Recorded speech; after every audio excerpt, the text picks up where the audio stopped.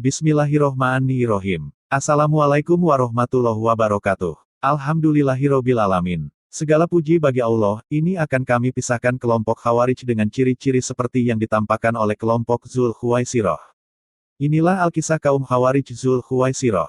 Suatu hari di dalam kemenangan suatu peperangan Perang Hunain, saat Nabi Muhammad SAW yang sebagai Nabi juga merangkap sebagai pemimpin negara mendapat kiriman harta ganimah bongkahan kepingan emas dari sahabat Ali bin Abi Thalib bersama sahabat lainnya, ketika mendapat jarahan rampasan Perang Hunain tersebut. Lalu oleh Nabi Muhammad harta ganimah emas itu dibagi-bagikan kepada para mualaf. Dipanggillah 4 mualaf dari kabilah suku Quraisy, dibagikannya sampai habis. Sahabat Ali bin Abi Thalib dan sahabat yang lainnya dari Ansor yang membawa pun tidak mendapat bagian. Lalu muncullah orang yang dijuluki Dzul Khuwaisirah berdiri seraya berteriak, "Hai Muhammad, berbuatlah adil." Orang tersebut menampakkan dirinya adalah seorang yang ahli ibadah, matanya cekung karena kurang tidur, banyak salat ibadah. Kurus karena ahli puasa serta tirakat. Menampakkan orang yang ahli bacaan Al-Qurannya, salatnya, puasanya akan menganggap remeh kecil salat kalian, ibadah kalian. Kalau dilihat dan dipandang logika akal sehat, memang pembagian harta rampasan perang, ganimah tersebut adalah tidak merata adil kepada sahabat yang lainnya, bahkan yang tadinya membawakan menyerahkan harta ganimah tersebut tidak mendapatkan bagian. Akan tetapi Nabi Muhammad SAW adalah yang menerima wahyu Allah dan pembagian harta ganimah adalah berdasarkan sesuai wahyu Allah. Para sahabat Nabi yang lainnya ikhlas atas keputusan Nabi Muhammad. Dzul Khuwaisirah tidak ikhlas atas keputusan pembagian dari Nabi Muhammad. Lalu Dzul Khuwaisirah mencela kepada Nabi Muhammad. Teriakan Dzul Khuwaisirah, "Ikdil ya Muhammad." Jadi dasar sifat kaum yang dijuluki Khawarij Dzul Khuwaisirah ketika di zaman Nabi Muhammad adalah 1. Ibadahnya pol berlebihan, tetapi tidak ikhlas.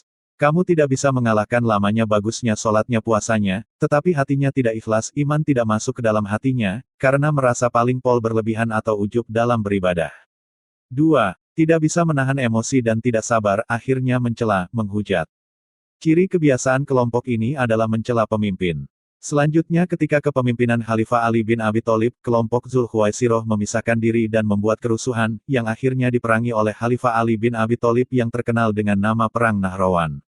Jadi kelanjutan sifat Khawarij. 3. Mengkafirkan pemimpin dan umat Islam yang tidak sepaham dengan kelompoknya dia.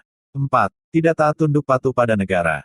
Selanjutnya memisahkan diri dari kepemimpinan negara, menganggap negara adalah togut, melakukan tindakan seperti makar atau semacam gerakan separatis. 5. Menghalalkan darahnya orang Islam yang tidak sepaham dengan dia, lanjut membunuhnya. Contohnya ngebom bunuh diri di pusat keramaian perkotaan yang menewaskan banyak orang. Jadi bila ada ormas atau organisasi masyarakat sok paham Islam yang tidak taat kepada negara, sering mulai menghujat, mencaci maki negara, pemimpin negara dan mengkafirkan negara, negara dianggapnya togut bukan Islam, sehingga sok-sokan berkehendak menegakkan negara Islam. Inilah bagian ciri-ciri kelompok Khawarij zaman sekarang ini. Harus segera diwaspadai supaya tidak merusak persatuan dan kesatuan bangsa. Terlebih persatuan umat Islam. Tabiat ini adalah seperti yang dipraktekkan oleh contoh misal kelompok ormas transnasional ISIS, yang berambisi menguasai negara-negara dengan politik kepemimpinan khilafah menguasai dunia.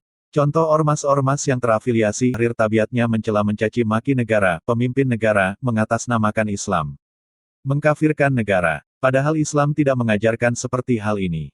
Nabi Muhammad berdakwah kepada raja-raja penguasa untuk memeluk Islam untuk memimpin negaranya masing-masing, misal seperti Raja Najasyi agar selamat berkah untuk dirinya dan rakyatnya. Islam mengajarkan berbudi pekerti yang luhur, sopan santun, tata krama yang baik. Menjadi manusia yang bertata krama beradab. Demikian kisah-kisah tabiat Khawarij Dzul Khuwaisirah ada di dalam hadis-hadis sahih Ahlu Sunnah. Semoga kita semua dijauhkan dari sifat-sifat orang Khawarij yang tidak ikhlas, memisahkan diri, yaitu membuat kelompok yang arogan, tidak mengajarkan bersabar, mudah mencemooh, mencela, menghujat, bahkan melaknat pemimpin negara dan bangsa. Tabiat Khawarij mengkafirkan orang yang tidak sepaham dengan kelompoknya. Nanti selanjutnya dia bisa menghalalkan darahnya orang mukmin. Demikian kisah yang sangat patut dipahami untuk kemaslahatan umat Islam dan NKRI. Semoga NKRI senantiasa diberkahi, dirahmati kedamaian, persatuan dan kesatuan yang kokoh, dengan karunia limpahan rizki yang berkah. Amin. Wallahu a'lam bishawab. Wassalamualaikum warahmatullahi wabarakatuh.